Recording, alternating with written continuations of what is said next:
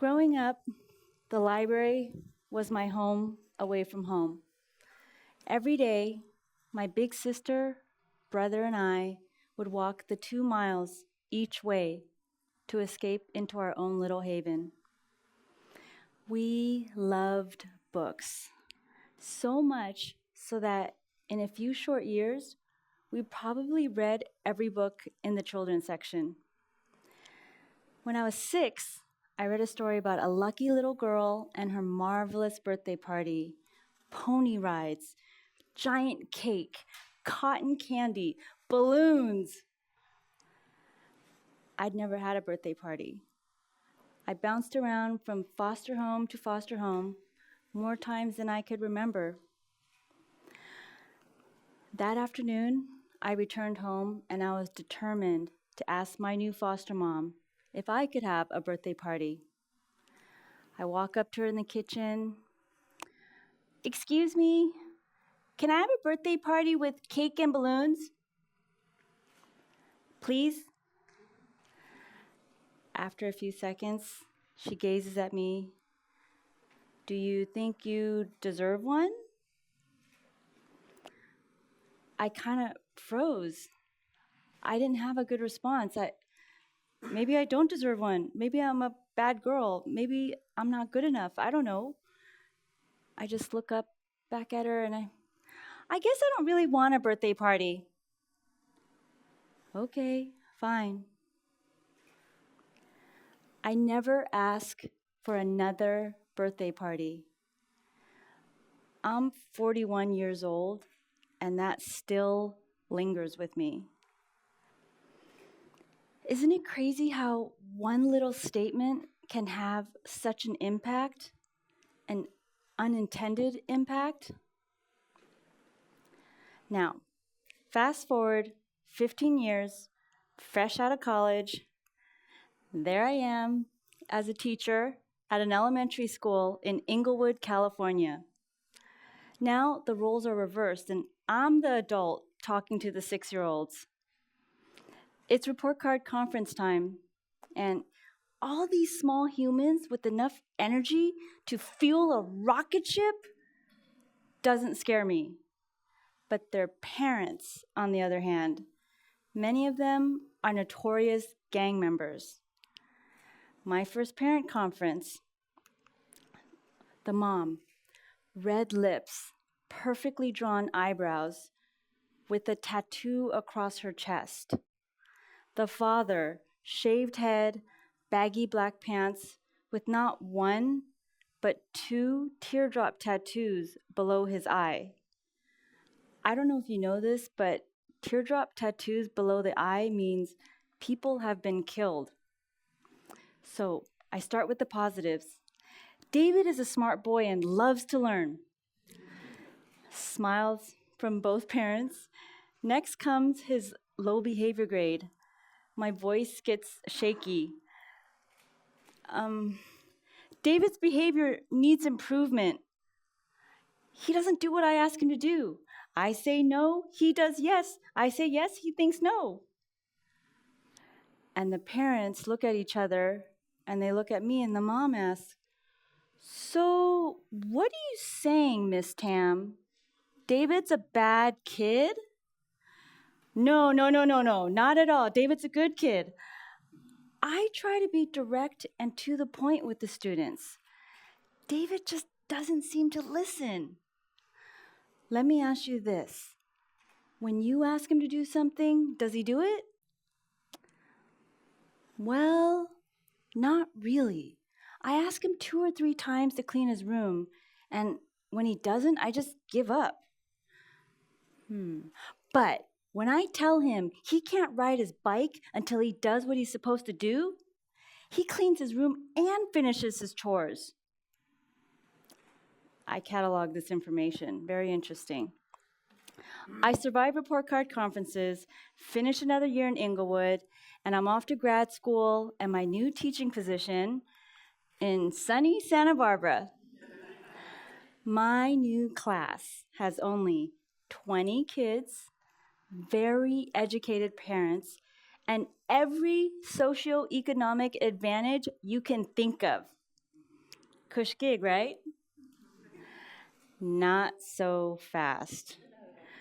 No matter how clear and direct I think I am, there's still students I don't reach. The problems and barriers aren't really that different. Same as Englewood, just swap the tattoos for blazers and ties. My first parent conference, the mom, pink lip gloss, manicured nails, matching pink cardigan.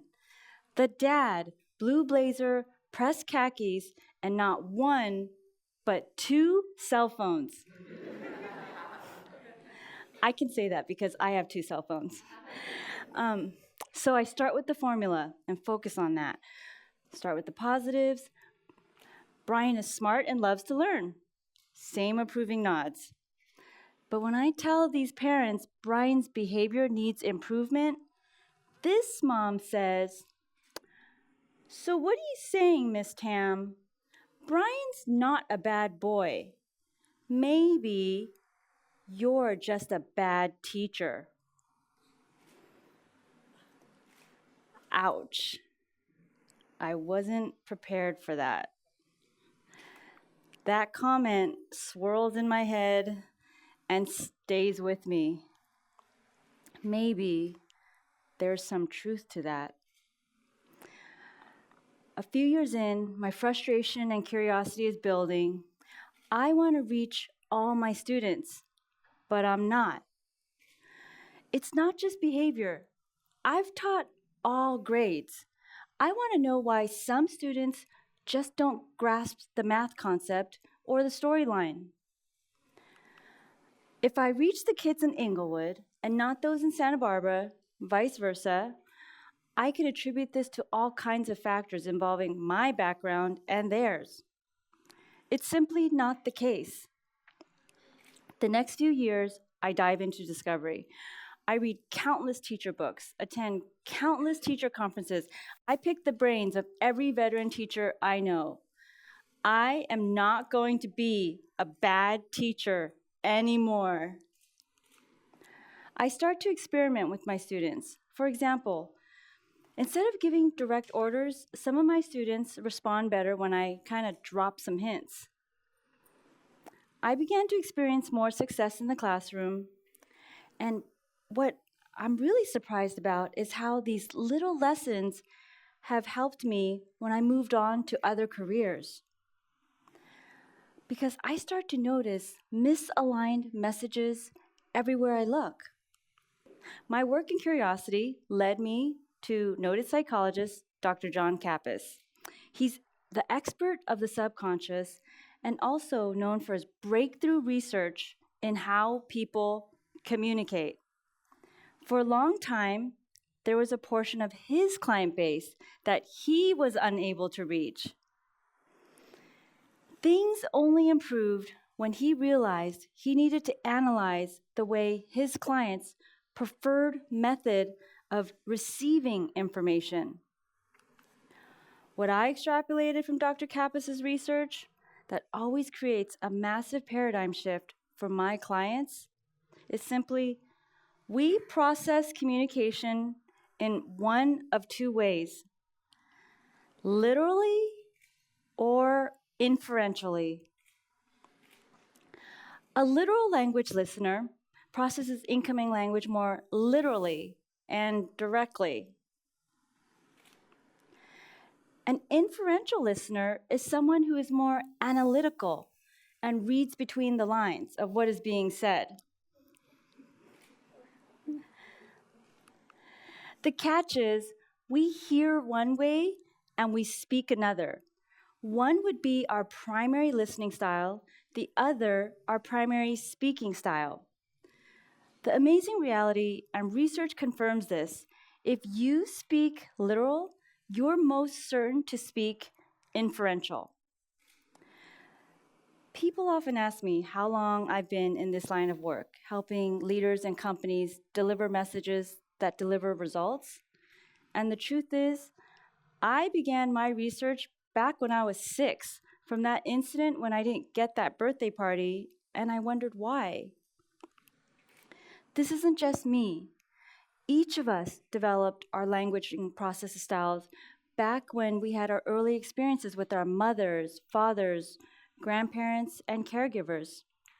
Our language style is embedded in our subconscious, and it just becomes a habit. Learning this made me realize 3 things. The first, I really screwed up my first few years of teaching. The second, my direct literal communication was a complete mismatch for my students who needed to hear things inferentially. And lastly, countless leaders in all walks of life, professors, managers, CEOs, parents, and even presidents are frequently miscommunicating. The good news? I can change. We all can change. My way or the highway leadership is a thing of the past. The key is adapting our secondary speaking style when our primary style is not effective. Think of this like your right and left hand. You favor one over the other, but you use both. When you get to the point of being able to interchange your primary and secondary speaking style with the snap of the fingers, you would be an ambidextrous communicator. So, first things first, in order to start the process of change, we must all activate our secondary speaking style. If you are primarily an inferential speaker, you like to talk. Some of you a lot. But when you're speaking to a literal listener, be more concise. Clearly express what you're trying to say. If you're primarily a literal speaker, you're more brief and direct. When speaking to an inferential listener, paint a vivid picture. Share all the details. Maybe be a bit more subtle. All this miscommunication could be fixed with a twist of a few words and a few sentences. My drive to change my speaking style is to be understood. When I want something, I want to know how to say it so I get it. And preferably right now. Don't you? Recently, I was working with a company who had team members who had high resistance towards their managers. I observed the manager speaking to his team. Okay, guys, reports are due this Friday. Everyone should have theirs on my desk by 5 p.m. Thanks. Or look at one of his emails. It's obvious that his primary speaking style is literal. Although he was polite, as soon as he left the room, the inferential listeners resisted. Ugh, he's so bossy. Why does he want us to stay here until 5 o'clock on a Friday? He said should, so maybe we don't have to. Some of them missed the deadline in complete defiance. Now that the manager knows he has both types of listeners, what do you think would have happened if he had said, I'm looking forward to seeing everyone's reports. Let's all pool together to get these done soon and get the bonuses. See you this Friday, if not sooner. Thanks. This says the reports are due Friday, and most can infer by 5 o'clock and a workday. And when we tried it, not only did he deliver a message that brought results, some employees turned in the reports sooner and left early on Friday. It's a win-win for everybody. On the flip side, here's communication from a different manager that is more inferential.